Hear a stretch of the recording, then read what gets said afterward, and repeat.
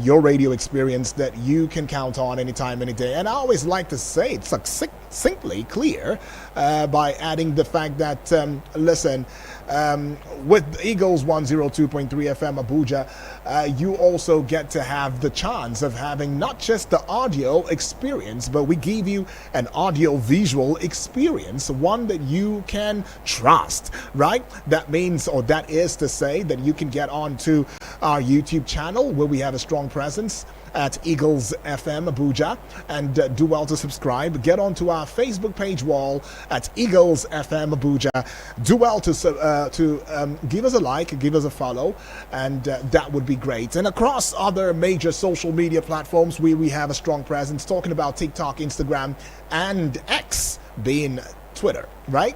My name is Udwak Daniel, and yesterday we'll be looking at a topical issue, something, of course, that bothers around the Nigerian society, something, of course, that many Nigerians are looking forward to having a conversation on, and many Nigerians are dependent on this particular, topical issue, and that would be the fact that just recently, right, Labour had come out, that's talking about the Nigeria Labour Congress, had come out to listing about 7 demands from the federal government ahead of a May 1st, 2024, which happens to be Workers' Day, right? Okay, well, it seems as though, aside from demanding for a new minimum wage, which, of course, the one we operate on is expired, talking about the 30,000 naira minimum wage. The Labour is also seeking for the creation of state and local government police to tackle insecurity in the country, right? And it is also expected that the president will, on the 1st of May, being Workers' Day, announce the new minimum wage for the country. Well, there should be an unveiling on that day, right? As there's ongoing negotiations with the NLC proposing a new minimum wage of 615,000 naira per month. Yes, you heard me. 615,000 naira per month. That is what the organized labor is saying. If you also recall that at some point when there was a back and forth, when there was no correlation between the figures from the TUC and the NLC, right? The president has given, some sort of, I'd like to call it a cryptic message, where he says that the house that does not agree may not be able to stand, right? It was a cryptic message for me personally. I feel it was a cryptic message, yeah. But then it also was, in the heaves of the fact where the Labour and, of course, the TUC had variant or divergent, monies or amounts that they felt should be the minimum wage for Nigerians at a time like this, especially when we're grappling with inflation. We're having a food inflation of about 40.02 or 40.20, I beg your pardon, percent for the food inflation, and for the inflation generally, I think is 32.10, I guess, right? So it's really a crazy thing there, although economists have come out to saying that that figure may probably not represent what the true situation is in Nigeria. But might I also let you in on the fact that we have our guest who's going to be joining us via phone call, right? Is in the person of Mr. Benedict Olalekan, right? Agunloye. Right, Mr. Benedict Olalekan Agunloye would be joining us via phone call as we have this conversation together, right? He is an information professional, a policy and public affairs analyst. That is what he is. So we'll put him on the call right now and get to engage the conversation with them. But while we are doing that, might I also bring some details into your eardrums so that we get to have a better understanding of what the conversation feels like. Right now, on April 21st of 2024, that is, an NLC had listed 7 demands from the federal government and ahead of Workers' Day 2024.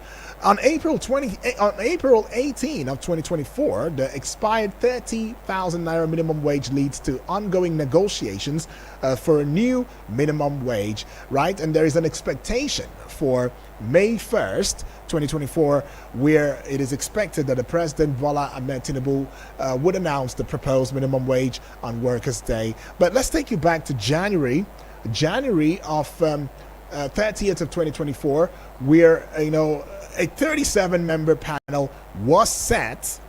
Right, a 37-member panel was set up by the president to negotiate the minimum wage, the new minimum wage. But there has been some concerns, though. There has been quite a number of concerns in this regard about the new minimum wage negotiations, and some questions to arise. How will the negotiation process for the new minimum wage address the concerns of both the government and organized labor, as the NLC, or the organized labor, is also saying that they are looking into putting some sort of punitive measure so that the new minimum wage, the one they are proposing, which is about 615,000 naira, would not just be a matter for it's going to affect the private sector as well. So talking about private organizations paying staff 615,000 naira as a new minimum wage. And there has been some concerns in that regard, as many Nigerians are saying, how realistic is this? And some are beginning to say that the labor probably has lost, its priority in terms of the foresight that it should have with regards to representing the Nigerian workers' populace. Yeah, some have said that it is a pipe dream in this regard, and that there will be a need for for the labor to retrace its steps, right, and get back on track as to regards what instituted the labor force in the first place, and which is about fighting for the Nigerian people, but not just fighting for the Nigerian people. It has also been coming up realistic plans, to ensuring that this fight would not end up in futility. Right? And that is the concern. It has always been an issue. It's always been a concern over time, right? But another angle that you might also want to consider would be the place of the expiration of the previous minimum wage, yes, which of course was April 18, 2024. What are the implications of the expired, 30,000 naira minimum wage? And how is it affecting you as a worker? How is it affecting your welfare? Right, at this point in time? And the labor has also come out to saying that they're all about the creation of state and local government police. This is the one that threw quite a number of Nigerians on Twitter when this news first broke out, talking. It got mouths, waggling here and there, saying that this probably is another misconception that the labor is not getting rightly. And it brings to the question of what are the potential benefits and, challenges of establishing state and local government police in Nigeria. Yeah, these are, and many more are what we'll be looking at today. And then the tripartite committee's role. How effective has the tripartite committee role been in addressing the labor concerns? How effective has it been in addressing the concerns? I mean, as much as we know it, there's been quite a number of, issues that are befalling each and every one of us at one point or the other, right? Issues that surround or border around hardship, has been very, very critical, has been very, very crucial, and of course is one that needs a very quick attention, considering the situation of things on ground at the moment. And then the idea of us being in a state of inflation, and the economic hardship also brings the question of how will the proposed minimum wage address the rise in inflation and economic hardships faced by Nigerian workers at a time like this. And then the measures that are put in place to ensuring that the demands by the NLC are effectively implemented by both the federal and state governments is yet another, thing to look at when we are talking about labor demands. But I'd like to just ask you very quickly, though, what you think about some of these demands by the organized labor in Nigeria. What do you think about it? Do you think that it is realistic at a time like this, or do you think that the labor is being is stretching the bars beyond the limitation, and probably not echoing the thoughts and the minds of each and every one of us, because we are a collective, we are a collective stakeholder in this process, right?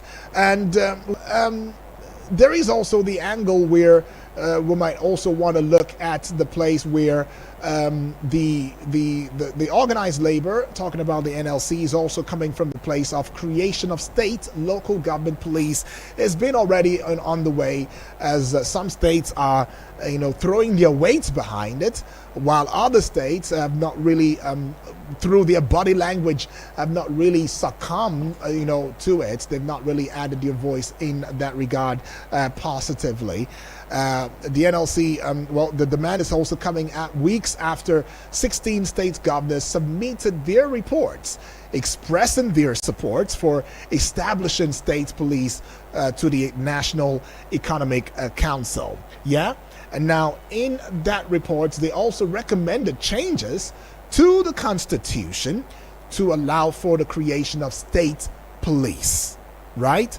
The creation of, state police right there, right? Well, but the NEC is still awaiting reports from 20 states as it expressed some sort of confidence that others would support, this, will support it, right? So these are some of the concerns, right? And on the issue of state police, quite a number of persons have also come out to adding their voice on the matter, as a popular human rights lawyer in the person of Monday Ubani has said that while having locally controlled state policemen will address Nigeria's current challenges or security challenges to a certain extent, there must also be a solid legal, framework or a solid legal guide that should guide the operations of local police, as well as guide against the abuse by state governors. If you also recall the just concluded gubernatorial elections that was held, right there in is it Oyo State now, there were concerns about thuggery. There were concerns about some persons alleging that the incumbent governor is using his strength to somewhat overpower, the other contestants who are vying for the same ticket, for the same position in office right there. And in that case, this concern even widens, as many believe that should we have state policing installed, that might cause more harm than good, where state actors who are at the helm of affairs in their states, talking about the governors right there, might want to, use this, might want to use, their powers to subdue certain persons or political actors in their state from having a voice, right? But then commenting on the feasibility of the creation of local government police and how it would be in Nigeria, another senior advocate in the person of Shitu Wahab had also said that the creation of local government police would be attainable only if there is a comma right there. So there is an injunction right there. there is a condition right there. Only if the country was determined to practice the tenets of true federalism, right? True physical federalism. He also went on to say that the true federalism also involves the place of devolution of powers and autonomy to the three tiers of government. He also adding that for the country to tackle the embattling issue of insecurity, there was a need for the creation of localized police to put the menace under proper surveillance. So could it be that one of the demands of the organized labor might just be a way out of the issues that we face in terms of insecurity in Nigeria today, right? But then the struggle by the organized labor now should be to get autonomy for local governments, right? Because some are believing to say that the police for the local government at this time, because the police for the local government at this time, is irrelevant and not useful. Also, they also having the opinion that the federal autonomy does not somewhat exert power. Even now, some persons will want to say that they don't think they have a problem with the creation of state police, but because this is true federalism, and it's clear that people who are working against it have their own agenda. But I want you to let me into what you think about, some of these. I mean, the organized labor has come out with the place of a creation of state and local government police. The tripartite committee's role is already out there, trying to see that they work so that they don't go behind time, right? They don't go behind time, so that they are able to meet up with the May 1st, as we are supposing that might be the time to allow the president add his voice on the matter and give us a declaration as to what should be the minimum wage for Nigeria. And there's also the place of how do Nigerians perceive the demands made by the NLC, and what level of public support do these demands have?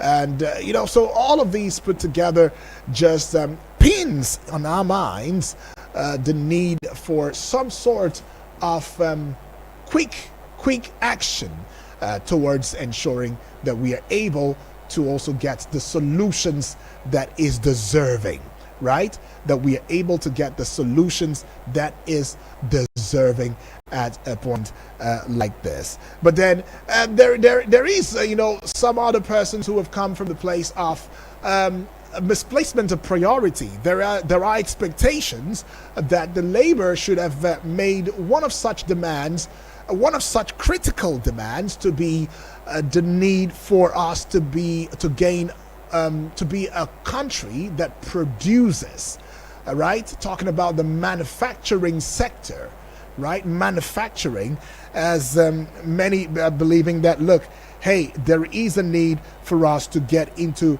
for the labor to advocate for manufacturing. That's what we really need.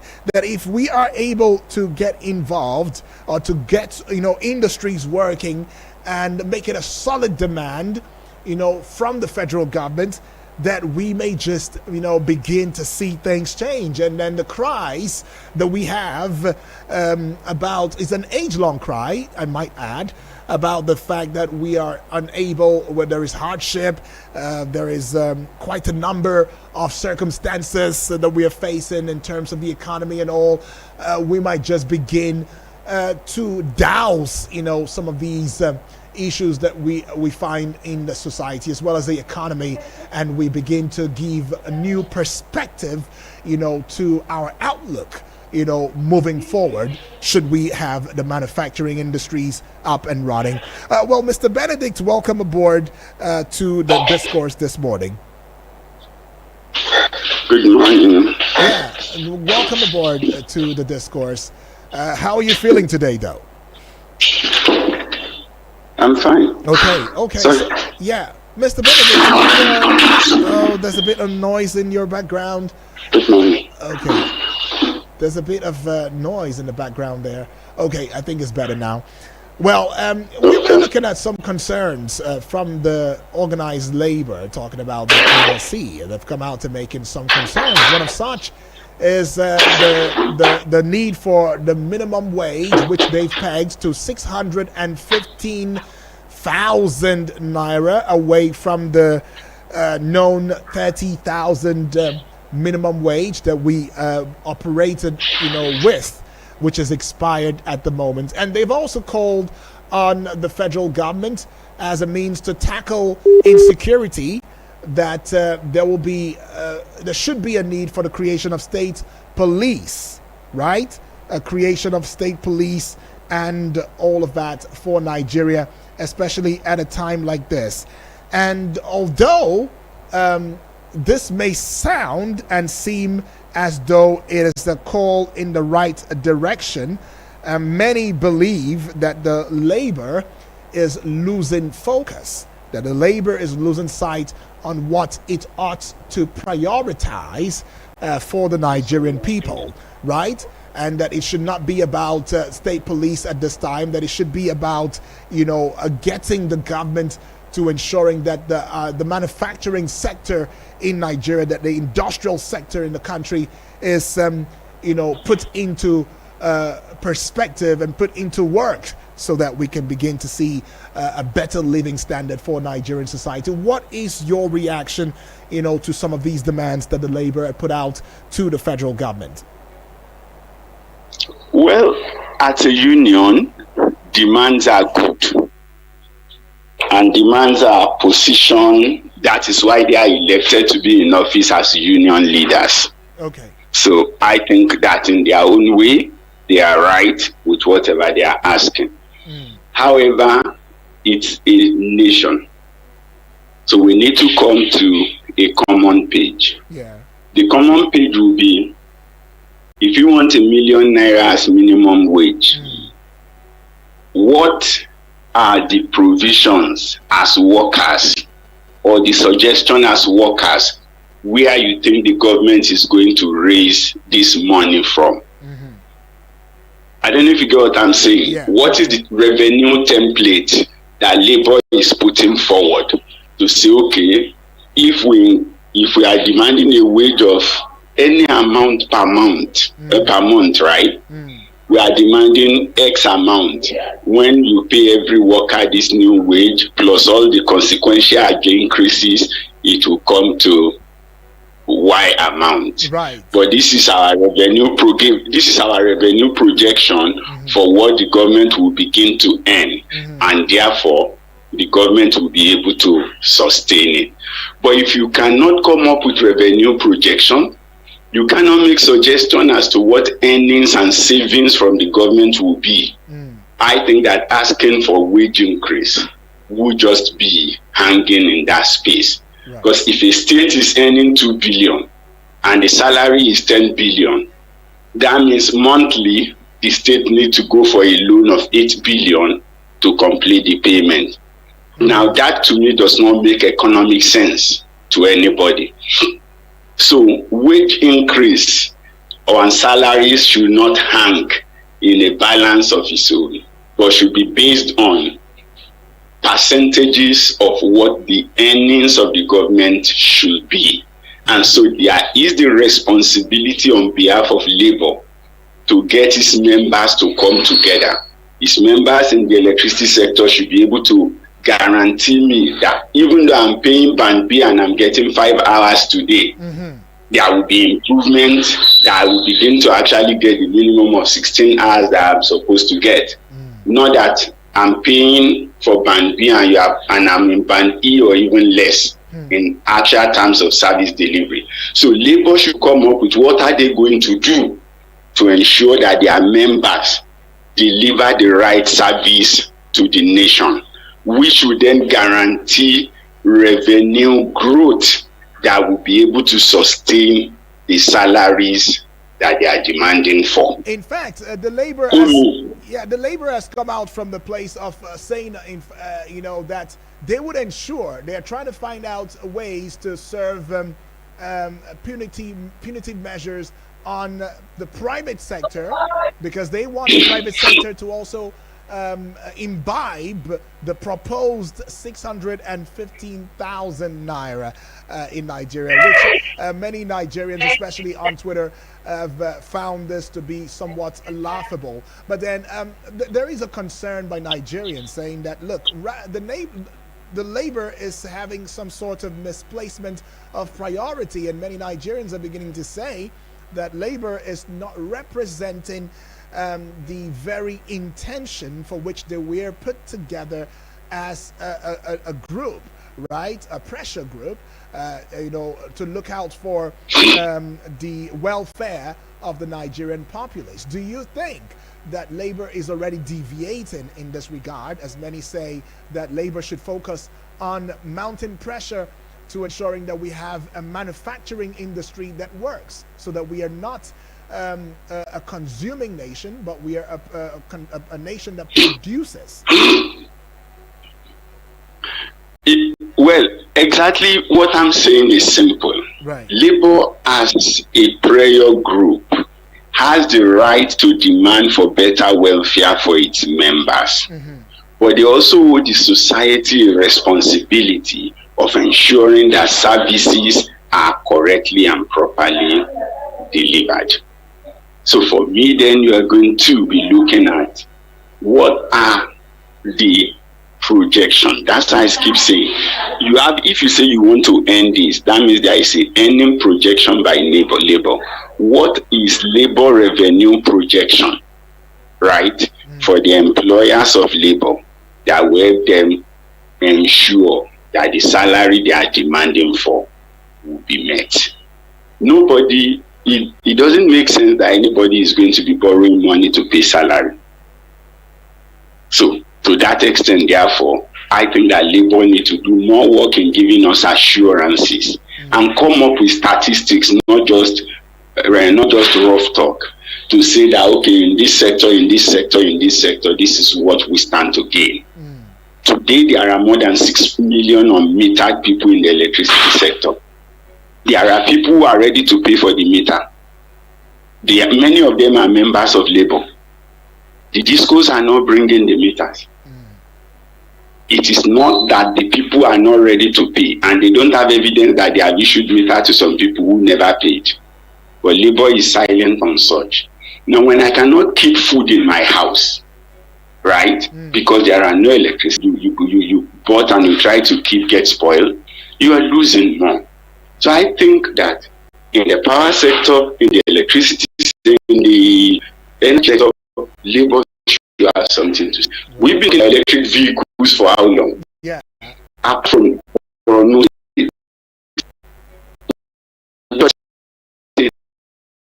that's proven in the require a lot of conversion. Well, people's peace. But why constrain all of us to that when you actually can bring in electric vehicles that are already out there in Europe and Asia, and you know that you are not even looking at fuel subvention, you are possibly looking at only making provision to charge, which could include solar or any other means. Well, but in every talk, we are always making noise about CNG, right? Yeah, but in that regard, the presidency has said it is set to launch about 2,700 compressed natural gas-powered buses and tricycles, and that should be before May 29, when the president, Bola Ahmed Tinubu, will be turning 1 year in office, right? That's what the president, that's what the presidency has said at the moment in that regard. But well, let me put a peg to your thoughts right now, so that we can go pay some bills. We will be right back in a short bit. Don't go away. And when we do return, it will be us hearing from you and knowing what you think about the demands of the NLC and the foregoing.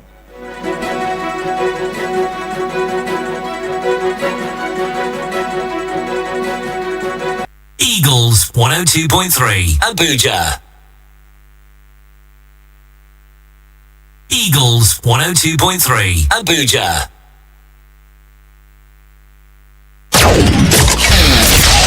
No offense to the commercials. It's just that we want to see other audio. Eagles 102.3.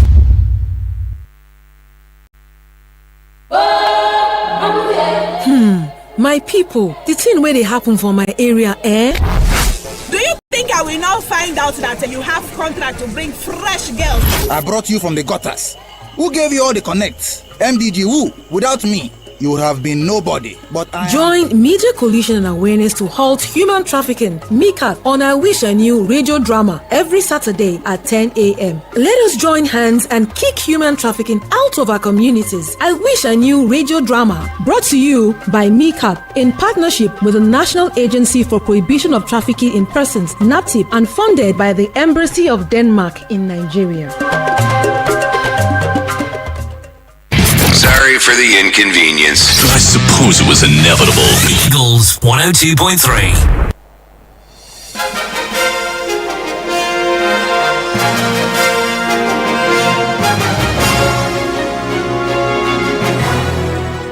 It is Eagles 102.3 FM Abuja. Welcome back and thank you for sticking with us. The dial is 102.3, just in case you missed it the first time. And if it is your first time tuning in, well then, this is the radio experience that you can count on anytime, any day.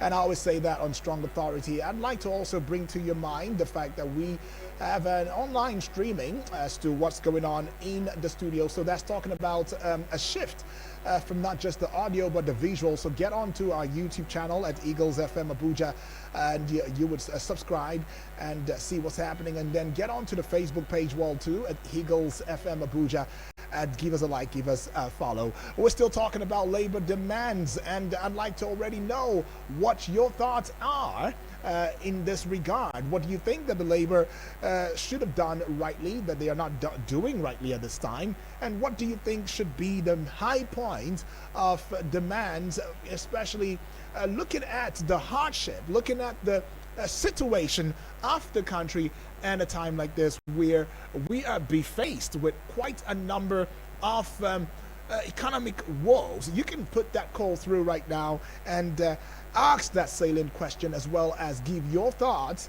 to the conversation by dialing the number 0907 353 0044 or 0908 766 8888, and the WhatsApp portal number is 0909 705 4450, right? And please, as you also engage with us, please do well to keep it short and simple, go straight to the point, and allow for us to have a civil and responsible conversation. No pointing fingers at any other person, all right? Just maintain the status quo and just go straight to your question or concern, right? And we still have our guest who is via phone call right there in the person of Mr. Benedict Olalekan Agunloye, and we're still having this conversation. Well, so Mr. Benedict, well, as it seems as though the federal government is gradually beginning to live up to the promises that they made. I mean, I just brought it to your announcement, the fact that the presidency has said that there will be about 2,700 compressed natural gas powered buses, and which should be unveiled on May 29. Yeah, and the federal government was set to deliver 100 conversion workshops and 60 refueling sites spread across 18 states before the end of 2024. Right. So, what does this news bring to your mind with regards to conversation in discourse?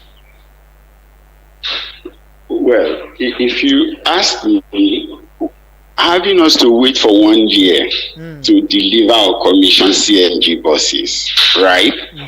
I don't think it's a good enough speed for the situation of the nation. Right. But like I said just before you went on the break, for me, we shouldn't just be talking about CNG only. We electrical tricycles, they are electrical taxis. Right? Because when you say CNG, eventually there will be pressure on gas. We will still be going to the gas station to go and queue. Right? There is still the concept of conversion kits.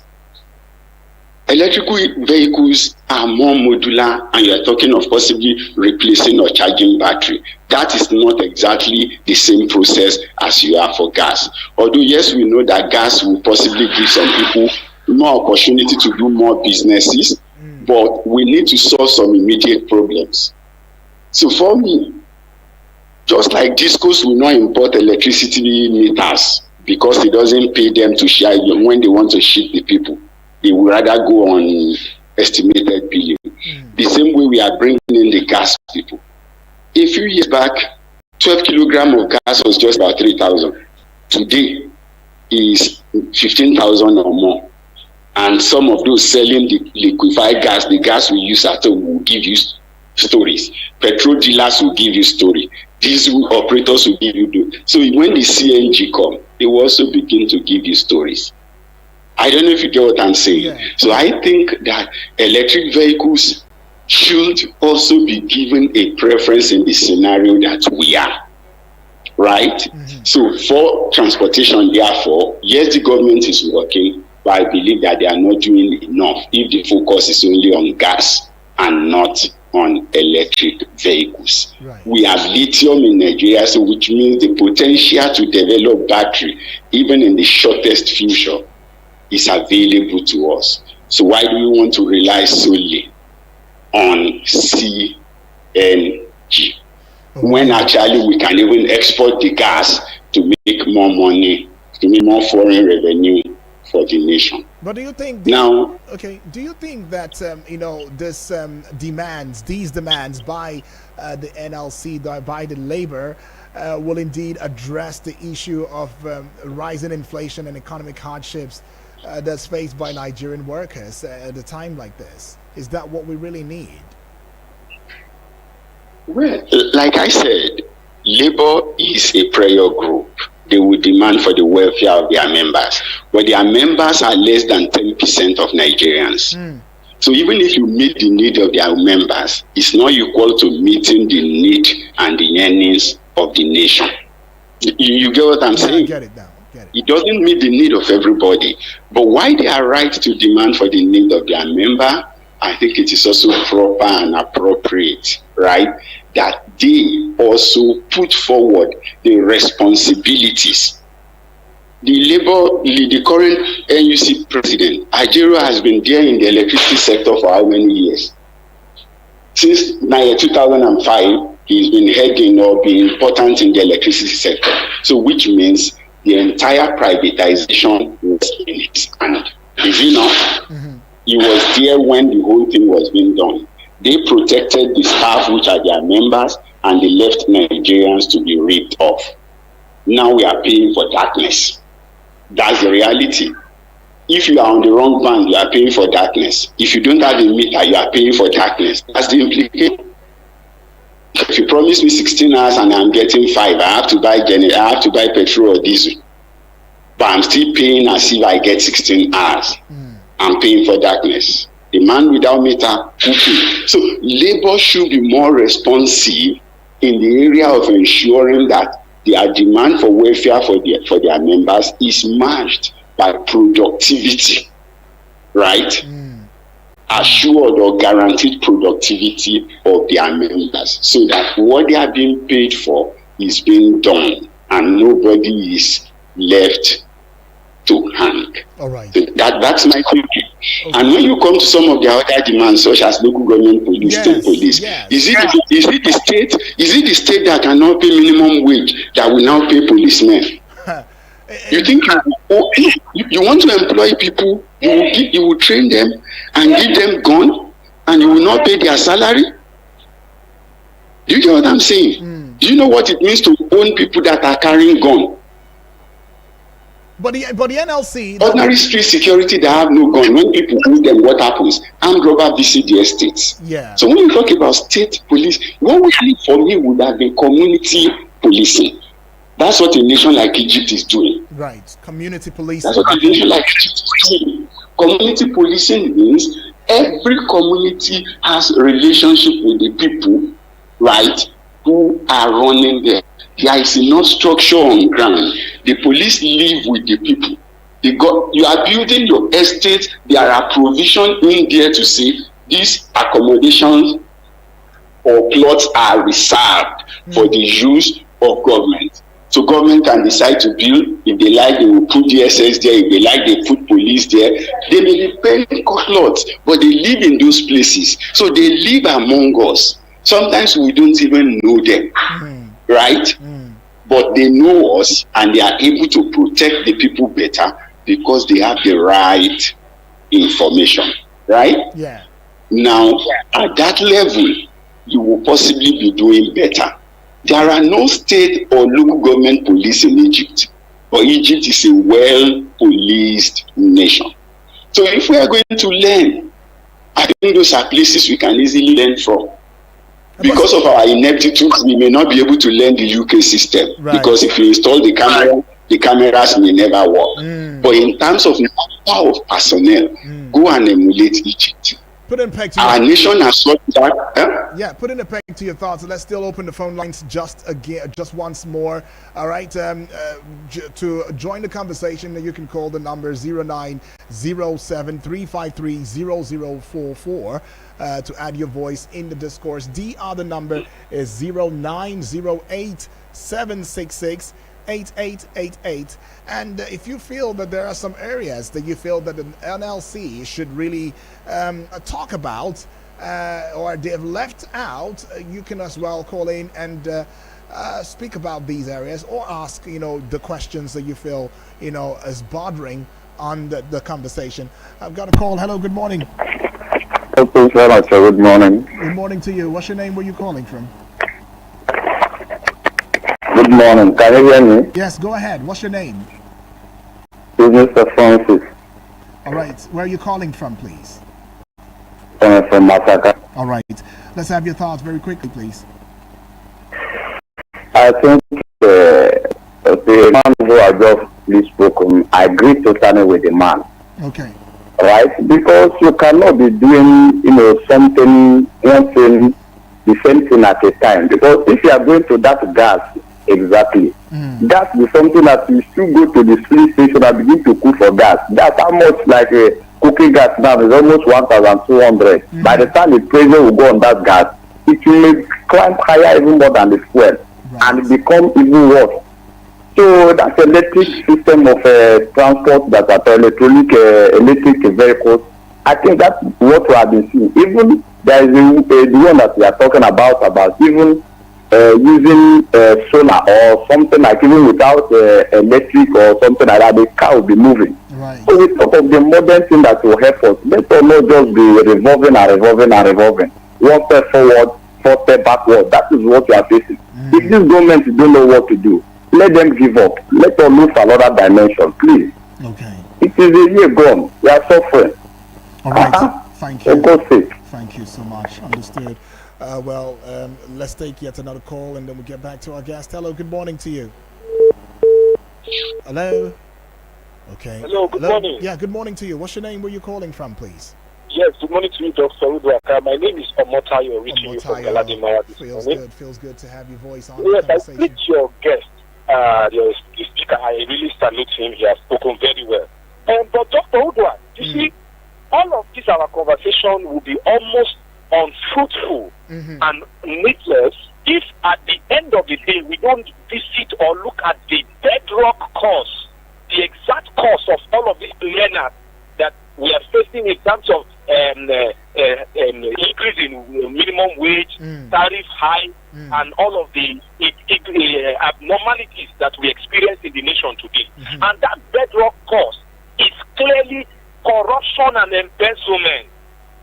Corruption and embezzlement, until you tackle that in the government system, none of this will work. The truth is, no matter how you increase this minimum wage, you try to reduce the tariff, the corruption and embezzlement continues. This our governors and ministers and presidents that just come and then they embezzle during their tenure, borrow massively, and we don't see equal and infrastructures on ground to back up those borrowing and spending and expenditure.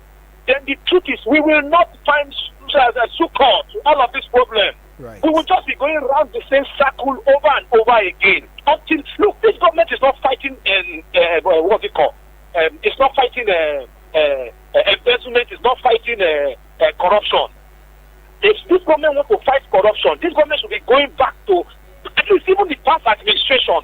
say, come, you collect so appropriation for this contract. We have not seen anything on ground. Like the Hadis, Erika and Co.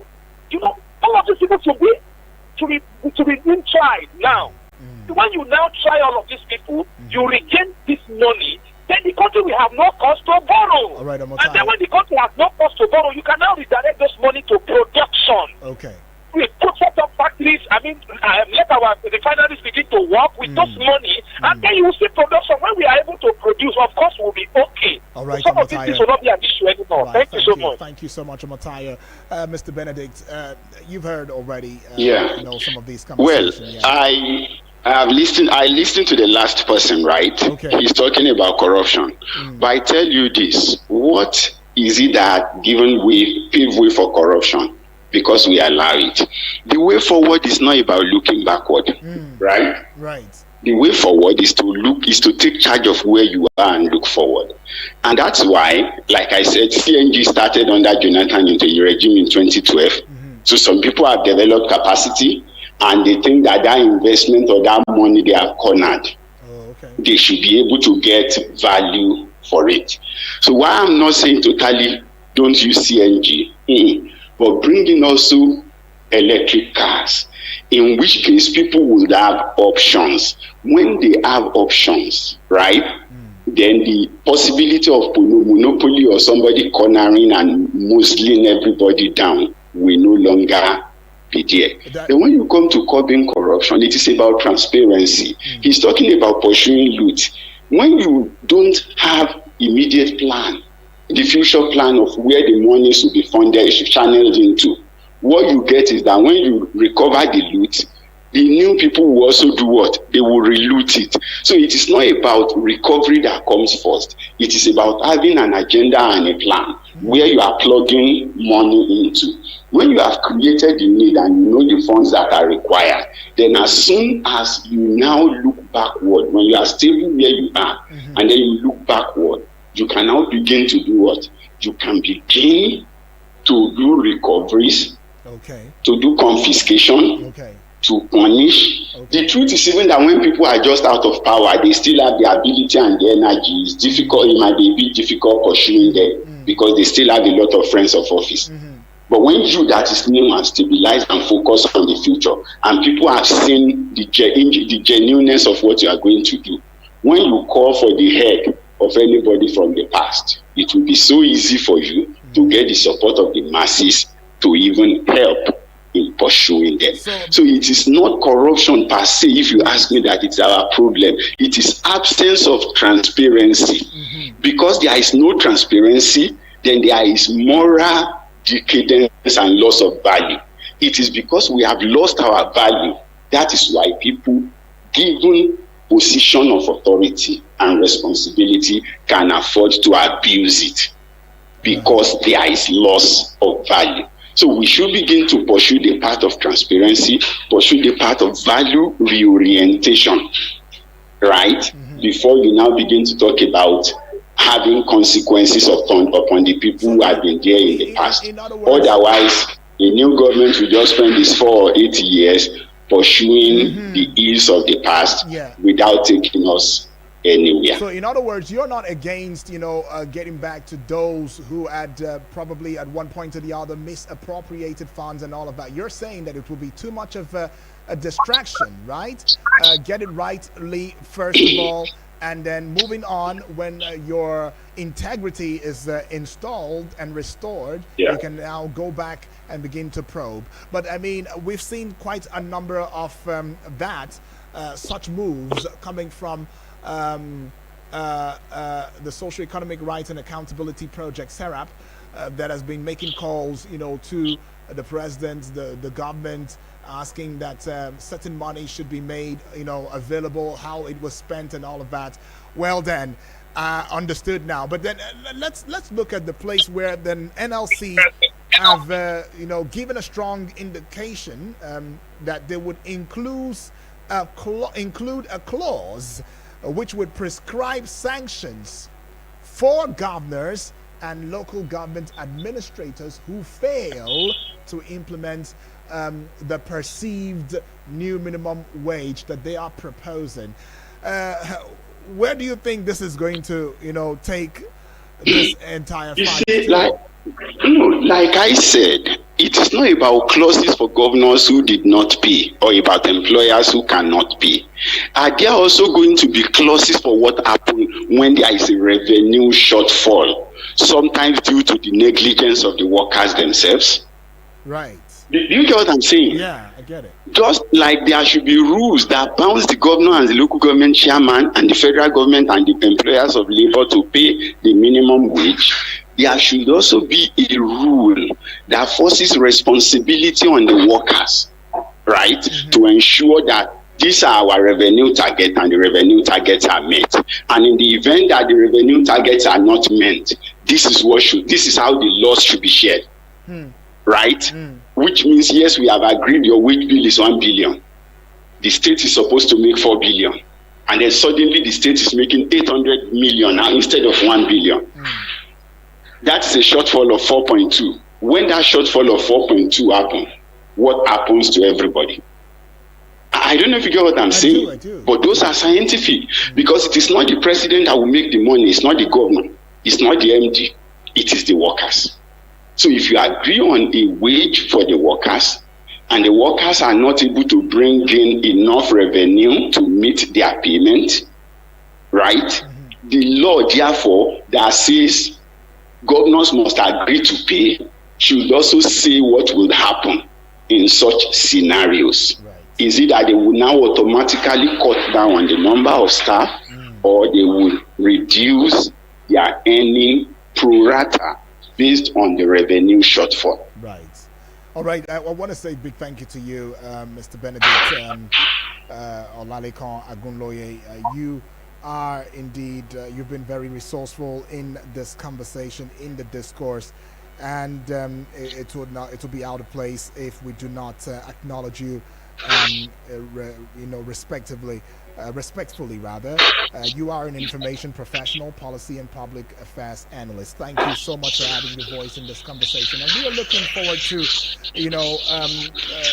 hoping with hope that with the declaration, with the envisaging of the fact that the president would be declaring what the new minimum wage would be in the coming days, that it will be one that should benefit each and every one of us as we progress in our democracy. Thank you once again.